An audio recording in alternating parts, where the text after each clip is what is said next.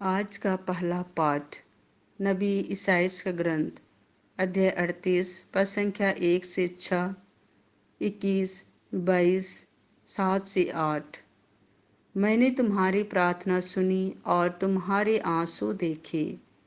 उन दिनों हिजकिय्याह इतना बीमार पड़ा कि वह मरने को हो गया। आमोस के पुत्र नबी ईसाइयाह ने उनके यहाँ जाकर कहा, प्रभु यह कहता है, अपने घर बार की समुचित व्यवस्था कीजिए, क्योंकि आपकी मृत्यु होने वाली है। आप अच्छे नहीं हो सकेंगे।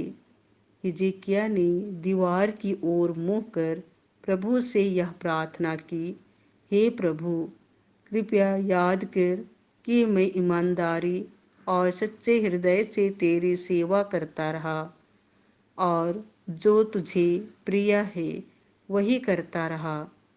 और हिजकिय्याह फूट फूट कर रोने लगा। प्रभु की वाणी ईसाइयाह को यह कहते हुए सुनाई पड़ी, हिजकिय्याह के पास जाकर कहो, तुम्हारे पूर्वजों का प्रभु ईश्वर यह कहता है, मैंने तुम्हारी प्रार्थना सुनी और तुम्हारे आंसू देखे। मैं तुम्हारी आयु 15 वर्ष बढ़ा दूंगा। मैं तुमको और इस नगर को असूर के राजा के हाथ से छुड़ाऊंगा और इस नगर की रक्षा करूंगा।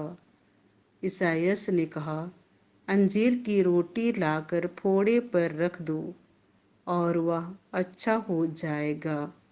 हिजकिय्याह ने पूछा, मैं यह कैसे जान सकता हूँ कि मैं फिर प्रभु के मंदिर जाऊंगा? ईसाइयाह ने उत्तर दिया, प्रभु अपनी प्रतिज्ञा पूरी करेगा।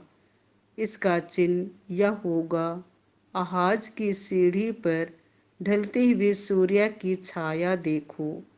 वह छाया सीढ़ी पर उतर रही है। मैं उसे 10 सोपान तक ऊपर चढ़ाऊंगा और जिस सीढ़ी पर सूर्य उतर चुका था वहाँ वह 10 सोपान तक पीछे हट गया। संत मत्ती के अनुसार पवित्र सुसमाचार अध्याय 12 पद संख्या 1 से 8।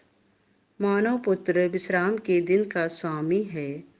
यीशु किसी विश्राम के दिन गेहूं के खेतों से होकर जा रहे थे।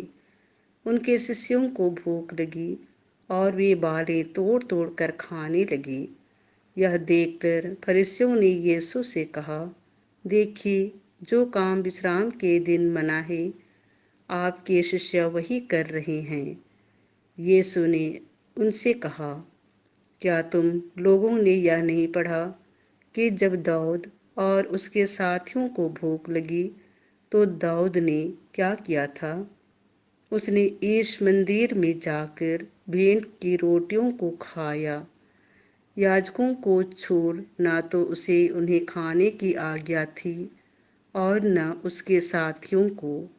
अथवा क्या तुम लोगों ने संहिता में यह नहीं पढ़ा कि याजक विश्राम के दिन का नियम तोड़ते तो हैं पर दोषी नहीं होते? अब मैं तुमसे कहता हूँ, यहाँ वह है जो मंदिर से भी महान है। मैं बलिदान नहीं बल्कि दया चाहता हूँ।